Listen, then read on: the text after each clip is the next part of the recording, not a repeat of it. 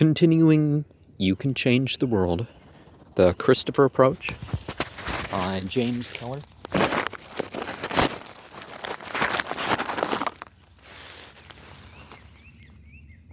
All that remains is to increase the number of distributors of good ideas. Businessmen can certainly be effective Christophers themselves, and by the same token, they can and must get others, many others, to be Christ bearers. What about the truth beyond what's attributed to Christ? Well, the Bible doesn't have one Christ, but you know who they mean. There is no time to lose. Things are moving fast. It is either lead or be led, influence or be influenced. To survive individually, one must strive persistently in helping all to survive. Now, as never before, it is one for all and all for one. As businessmen rise to this glorious challenge of spreading ideas, as we know they can, the prospects for peace will begin to glow even brighter. But nothing must be taken for granted. Success will be directly proportionate to their thinking in terms of all people, not merely a few in ideas, not merely things as they give themselves, not merely their money as they take effective measures to circulate good ideas, not merely watch passively from the sidelines. As businessmen, as Christophers do all these things, it will be living, inspiring proof that they need not be overcome by evil, but overcome evil by good. Romans 12:21. Chapter 14 is called Students. A big job ahead.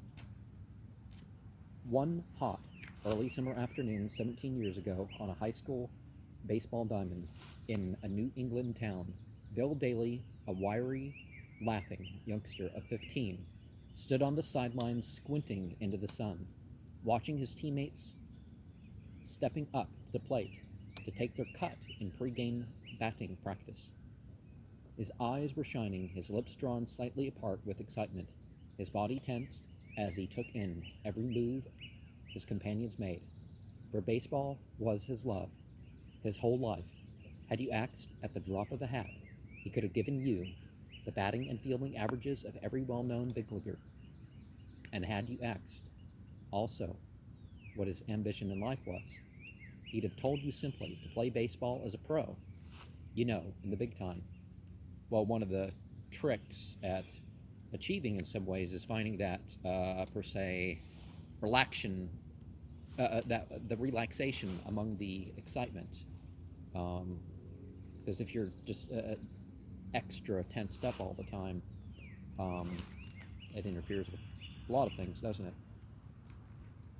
Bill Daly never realized his ambition. After that particular day, he was never to play another game of any kind in his life. Before the afternoon was half over, he was lying in a hospital, victim of an accident on the field, about which he has only the haziest recollection, beyond the fact that somehow during the game he fell and landed heavily on his back. When he tried to rise, he found he couldn't move.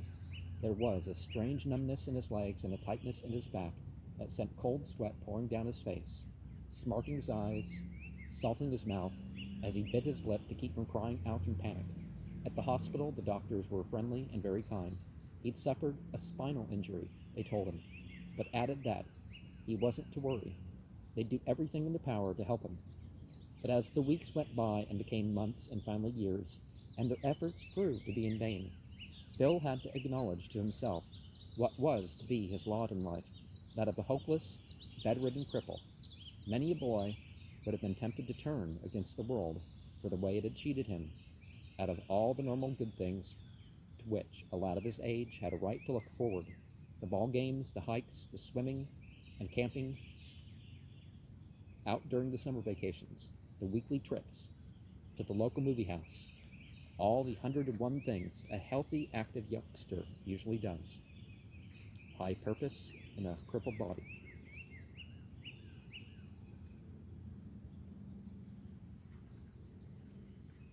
It is to Bill's credit that after the first terrible shock had passed, he made himself accept his fate, refusing to feel sorry for himself. If things were to be this way, well, okay, he'd make the best of them. He wasn't the first boy to be a cripple, and he would not be the last. After all, he had 15 years in which to race around. Some kids he'd read about never even had that long. That was 17 years ago. From that day to this, Bill Daly has never been able to move off his back. For a long time now, he hasn't even been able to turn over and lie on his side because of the pain from a rheumatoid arthritis which has developed. I don't mind, Bill will tell you. I decided long ago after this happened to stop thinking of myself and devote the rest of my life to making the world a better place than I found it. A cynic might have laughed at that, though not to Bill's face, of course. After all, what could a cripple do? Why, couldn't even take care of himself, let alone anything for anyone else. But like the bird whose wing spread is such as to defy the laws of aerial motion according to scientists, being unaware of the fact, flies, Bill has never recognized his handicap as an obstacle to completing what he set out to do. To keep his mind occupied, he studied shortwave radio and in 1935 received an amateur radio operator's license. Using his own equipment, he kept in touch with ham operators all over the world, listening to their chatter, sometimes to their personal troubles, giving his advice, yet never once mentioning his own affliction. When the war came along, he volunteered his services as a radio operator and was accepted by the Coast Guard to monitor and intercept from his home any enemy signals he could pick up from Nazi submarines, NSDAP. Let's leave the, that term was used before them. Are surface craft, which might approach the American coast with instructions to relay such signals to Coast Guard headquarters. Exact details are to be revealed, but Bill did do a tremendous job, as those familiar with the case have stated many times. When the war ended, he found his real vocation in life. In February of 1946, after learning about the plans of the Christophers soon to get underway, he set about spreading their idea by mail. Together with this, he became active in everything aimed at the good of others. From his bedside in a small unpretentious flat where he lives with his mother, sister, and blind father, they are poured out hundreds and thousands, the actual count at last report being 3,471, of pamphlets, booklets, clippings, and news notes which he had asked to be sent in bulk to his home. And from all over the country, and even from overseas, came messages from people in all walks of life telling him how much he was doing meant to them, never suspecting for a moment that this human dynamo corresponded to theirs was paralyzed. When you ask Bill his plans for the future, with typical dally good humor, he comes back with a crisp to keep on with what I'm doing, only to do it bigger and better. You see, a few years back, one of the leftist boys canvassed our neighborhood and left some literature. The literature didn't interest me, but the man's misguided enthusiasm did. This is my country too, and I don't want to have it taken over by a crowd which has no time for all the things America stands for, like the censoring leftist, I decided right then and there to outdo, as far as I was physically able, any communist who ever lived. After all, what have they got besides Karl Marx and his Gospel of Hate? Oh, I'm not sure that it was more hate-oriented than the Bible. The Bible has, 10 times the mention of hate is love? And some of the mentions of love are a bit flawed, but I've got the love of Jesus Christ, and who knows, maybe through me, a little of it may reach some of them. The opportunity is yours. Bill Daly is, admittingly, a most unusual case. Not one young person in 1,000 starts life with such a terrible handicap, but the fact that one person has to be able to do what Bill Daly did should be a source of inspiration to everyone. If a crippled boy of 15 could start making plans for the future to reach as far as he could with that message of hope and love, no excuse can possibly be made for the vast majority of you healthy young people to avoid your responsibility to all mankind. Go you into the world, the whole world, Christ himself said, meant that for every generation, he meant that you also should have a part in carrying his truth and love into the marketplace. Within each of you, there is one thing you possess in common with Bill Daly, love of God and of your neighbor, because in each and every human being is the divine image. Within each of you, were you to realize it, is the capacity to make the whole world a better place than he found it. Well, the language kind of exposes something, and that God creating in his image doesn't mean that we look like God. It's like looking in a mirror. It's the same language used for people looking in a mirror. So God comes up with an idea and then manifests it. You know, or sets forth the plan and stuff, and then the image becomes a reality. Basically imagining. Some scientists have talked about, well, we can't think of things as existing without this imaginary numbers and imaginary time and imaginary space and imaginary matter. That implies something, don't you think? There is a big job ahead of you. In the newspapers, in your books and magazines, over the radio, and in the movies, you have seen and heard how those who deny God are battling to win the world away from him who created it. Still reading and hearing and seeing of all this, perhaps you have told yourself, this doesn't concern me now. When I'm older and out of school or college, will be time enough to think about it. If you have ever thought this, or are thinking it at this moment, you have made or will be making the greatest mistake of all your life. You will be leaving the future of your own country in the hands of those who, even now, are being trained to take over your democracy and the world. Once the opportune moment arrives, and don't be deceived, these people, many of them students like yourselves, are not merely waiting and hoping for that time to come. They are planning for it now, working toward it now, sacrificing personal pleasure and gain for it now. Witness the 25 communist schools over the country, where tens of thousands of the godless are being fed into the mainstream of American life with each passing year. Nowadays, that's most major colleges. You think people say, "Oh, it's the backwards." It's the conservative ones, or it's the whatever that's supposed to mean. No. I've seen some of the ridiculous footage from the nearest major college, and it's worse than some of the colleges that have that were founded by racists. I mean, literally, we have that around the country, and those agendas were being pushed in those. Now they're not being pushed in those, and in a very real. Now the other ones are the ones being racist, but they say they're anti-racist. Reverse racism or something. In a very real sense, they're missioners with an evil purpose. They swarm into every phase of national life, particularly into the four great spheres of influence: education, government, labor management, and the writing of newspapers, magazines, books, radio, television, and motion pictures. Nowadays, TikTok and Instagram are particularly dangerous platforms. There are other ones in motion pictures, and the certainty that once they control the thoughts of your nation, they control its destiny. The NSDAP, before, like the communists now, were shrewd enough to see this.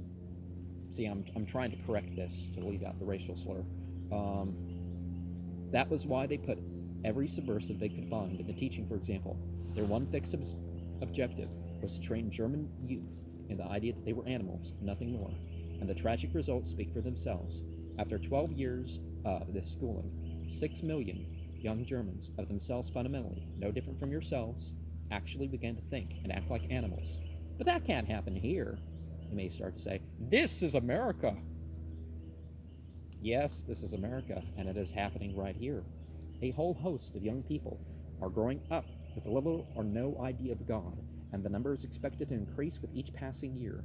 Emphasizing this, the executive secretary of the Presbyterian Board of Christian Education in Philadelphia told the General Assembly of his church in Seattle recently, according to the New York Times, that 27 million children were not receiving religious instruction in this country, and that, if the trend continued, a pagan nation will result. Now, the real pagan and heathen relates more to housing, basically. And you know, if one looks at my housing situation out here, technically that's me. It has nothing to do with religious connotation, but of course, let's remember that James Keller is a Catholic, and before 1967, when they changed it, every non-Christian was considered to be a Catholic, whether they were monotheist or polytheist, regardless of their type of religion. If you weren't Christian, you were automatically pagan. So they, you know,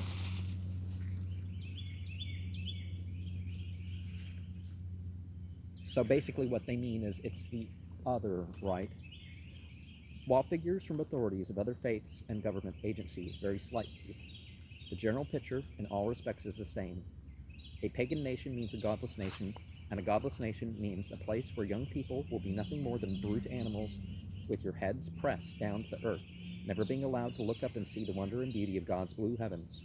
This very situation was of such concern to one student in New York not long ago that he wrote a letter of protest to the newspapers.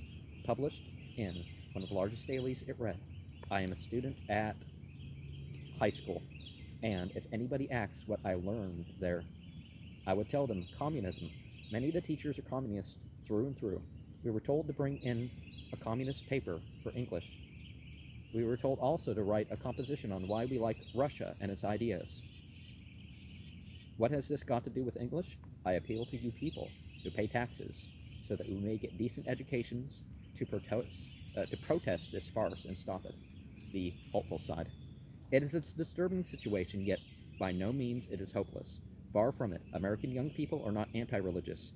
Their present-day mistakes come from lack of knowledge rather than from malice or indifference. Indeed, they possess an unusual sense of decency and fair play, not only for all in this country, but for all men of all nations. And by that, of course, they include the females. They are more Christian than even they suspect. They are not opposed to Christ. On the contrary, they are actually hungering for his truth. They are waiting for you, their fellow students, to bring Christ to them. But they will not come to you, for they will not know how or why they should do so. You will have to go to them, as Christ commanded you to do. On the other hand, if you neglect to go and continue going to all people, you will be helping to plunge the world into a nightmare of misery and despair far worse than anything that has ever been witnessed before in history. God's truth, the very foundation upon which the United States was built, does not belong to you, good young people, alone. It belongs to everyone. If others have not got it, it is up to you to share your pearl of great price with them. A good doctor does not sit in his office during an epidemic, complaining about the state of the community's health, yet doing nothing to relieve the situation. To go back a couple thousand years, the early Christians did not sit in the catacombs, shaking their heads over the pagan cruelty of the Romans. Neither should you keep Christ's love and truth to yourselves. To your fellow students who do not have them, you owe the opportunity of possessing them also. That is the one thing which terrifies the godless the world over, the fear that someday all those who believe in Christ will wake up and start acting their beliefs. Once that happens, most of the great problems which plague mankind will disappear overnight. Living proof it cannot be done. Oh, living proof it can be done. Okay. There is a saying that imitation is the sincerest form of flattery, and in many respects this is true. Moreover, when such imitation on your part follows the Christopher example of other young people like yourselves, who even now are carrying Christ in the marketplace. So that's one of the differences between a Lucifer and a Christopher. A Lucifer doesn't have to be possessed with some other hero figure. Then, it is surely the finest compliment human beings can pay to him, who made the whole universe and every living creature in it, and doesn't have to, think it or enact it either. More than mere lip service to truth is indeed, however, one young man whose father is president of one of the New York's leading banks showed what can be done. As a reward for graduating from high school, this youngster was told he could spend the summer vacationing at a Long Island beach. Instead, this student, who has picked up a little apostolic spirit all by himself and is an exemplary Christopher, quietly passed up the beach. Unknown to any but a few intimates, he spent each day during the summer in Harlem, caring for 35 are 40 Negro youngsters. Of course, he could have given his allowance, but that would have been giving away only money. By giving his time, his thoughts, his solicitude, he gave himself. What a change for the better will take place over the world when, in small ways and large, that one example is multiplied 1,000,000 times. We believe it can be done. Now, back in that time, there was systemic racism, and I've heard through the family line how some of those people were part of it. Now, they didn't, in the long run, it didn't benefit them. I mean, I'm talking materially, spiritually, definitely didn't benefit them. Um, but yeah, housing and jobs and stuff like this, they held people back. Someone who didn't graduate high school might be given a better job than somebody who graduated college because of the color of their skin.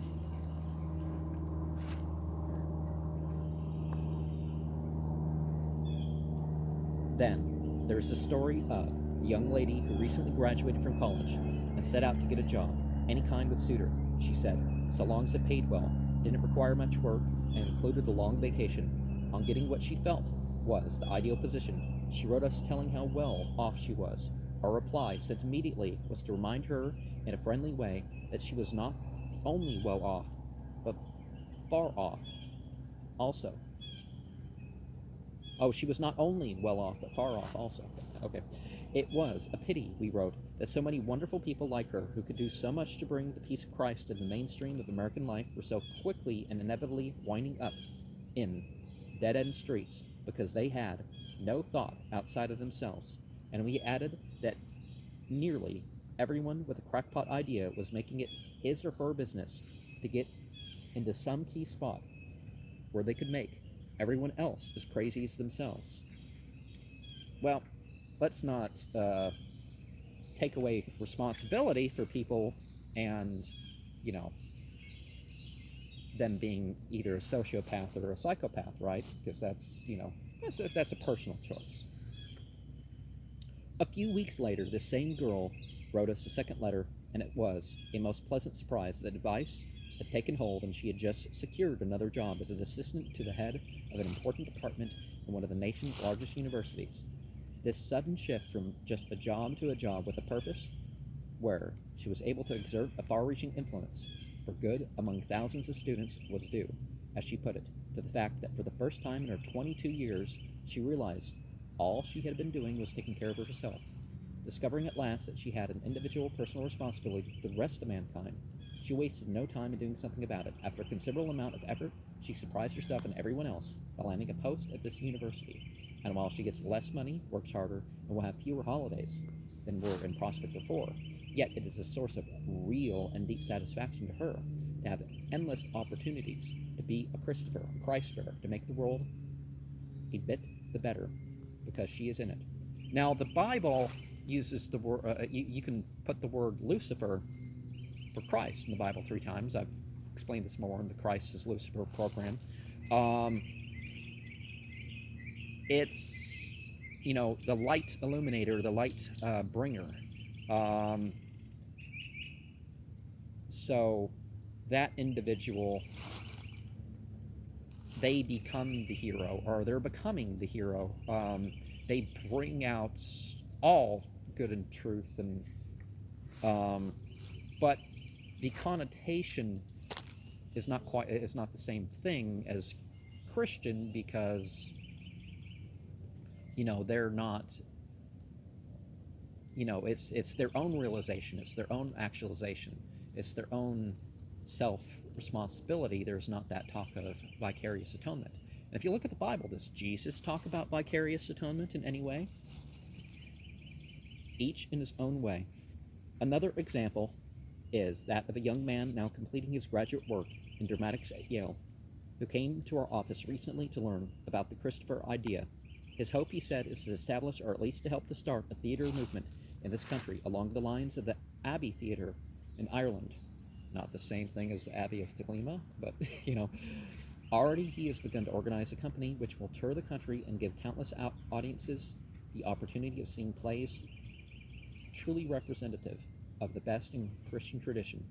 In radio, a young lady, a Christopher, a Catholic college graduate who works for the National Broadcasting Company, told us in a letter, "The idea of being a Christ bearer is a very appealing one to me. A number of friends have expressed keen interest in the work of the Christophers. They are in constant contact with the public through writing and broadcasting, and therefore can do much good. Discovered there are so many people striving for the same goal that I am, of sharing with the general public the truths of Christ, is a comforting and stimulating thought. In my own humble way, I am trying to bring Christ to the radio field where he is sorely needed." One young man who began his career as an errand boy in the office of an outstanding magazine is today an important producer in that field of the future, television. On his own admission, the thing that spurred him on was the Christopher purpose. Because of that purpose, he has reached a position where he's influencing and will continue to influence to an ever greater extent countless of thousands all over the country. A senior at the University of California, a girl with a tremendous spirit and initiative, has gone on record with us as pledging herself upon graduation to get into some field where she can work as hard to save my country and my world as others are trying to wreck them. And she concludes with this: "No matter where or in what capacity I have begun this job, I'll see it through to the finish." An author who had several books, including The Man, Charles Dickens, published before he was 30, states that he is a writer today because, as a youngster in the 4th grade of a Chicago public school, there had been impressed on his young mind that the great good he could do as a writer. "When your first book is published, Eddie," his teacher told him one day after class, "I want you to be sure and send me a copy." That pupil, Edward Wagenknecht, was only 10 years old at the time, yet she pictured his first book as a reality. 20 years later, it was a reality, and the teacher, Mary Dwyer, lived to have a copy placed in her hands by Wagenknecht himself. At one leading university, a group of young men and women had made it their business to get positions on university publications, student councils, and clubs with a view to spreading the Christopher idea and weaving it into every phase of student life. More than this, however, in many cases, these self-same young men and women, mindful of the necessity of training others, have sacrificed the honor of actually holding various student posts in order to support and train lower-classmen on the way up. In your own country, strangely enough, less than 1% of the people are trying to destroy everything America stands for, including the basic truth upon which this nation was founded: that man is a child of God, that he gets his rights from God, and that the purpose of government above all else is to protect for each individual his God-given rights. But while less than 1% aim at destroying your democracy, the job of preserving freedom is your job, everybody's job. With faith and love, you can make noble even the lowliest and most hateful. Yet, expect ridicule, opposition, and even persecution. But do not cease to try and reach all men, even the most godless and oppressive. After all, it was Christ himself who said, "Love your enemies and do good to them that hate you, and pray for them that persecute and calumniate you." Matthew 5:44. It's certainly better to have people be guided and, whatnot, even if it's not directly to your benefit, than to, it takes from you people being your enemy too. The time is now. Right now, as students, you can begin to bring Christ into the world in 100 different ways. Right now, you too can prepare for the time when you are no longer in school by choosing a career that will enable you to play a vital personal role in the big job ahead. Start thinking of your life's work. Even as you now read this, don't drift into just any job. The godless never make that error. They always get into a position where they can spread their poisonous ideas. Don't take a job either just for the salary it pays. Don't be like the West Coast student who, when urged to tell what he planned to do when he finished college, replied, "Gosh, I don't know, try and get a job and really make some money, I guess. After all, that's what I'm being trained for." You are not and should not be trained merely to fatten a bank account. You're being trained or should be trained to pass along your sound ideas to thousands of other students who will come after you. You may not make your fortune, but you will have the deep satisfaction for time and eternity of knowing that the world, as Bill Daly said, will have been made a little bit better because you've been in it. All around you, if you look and listen, you will hear talk, talk, talk, and see not enough action. You will hear totalitarianism roundly and justly condemned by good people in all the walks of life. Yet their condemnation is too often just talk and nothing more. Now, a Christopher, or some other type of Christian, would have to consider why in the Bible philosophy and is condemned. Why spouses, why women and slaves should obey no matter what, and why you should believe and obey your government according to the Christian doctrines. How is this? These people do not yet realize that even if communism were to vanish overnight, as of course it won't, the problem would still remain of bringing Christ back into the everyday life of your nation and of your world. And what about corporatism too? For communism is merely a disease that feeds on weakness. Correct the cause of this sickness, and communism, with all other forms of totalitarianism, will disappear even more quickly than they came. People are sick of talk about more housing plans. They want houses. They want an end of mere talk about food scarcities. They want food. You, who know the truth and are being trained to be the teachers, the government workers, the backbone of labor, the writers in the communications field, will have to integrate justice into these spheres of influence, so it may go hand in hand with charity.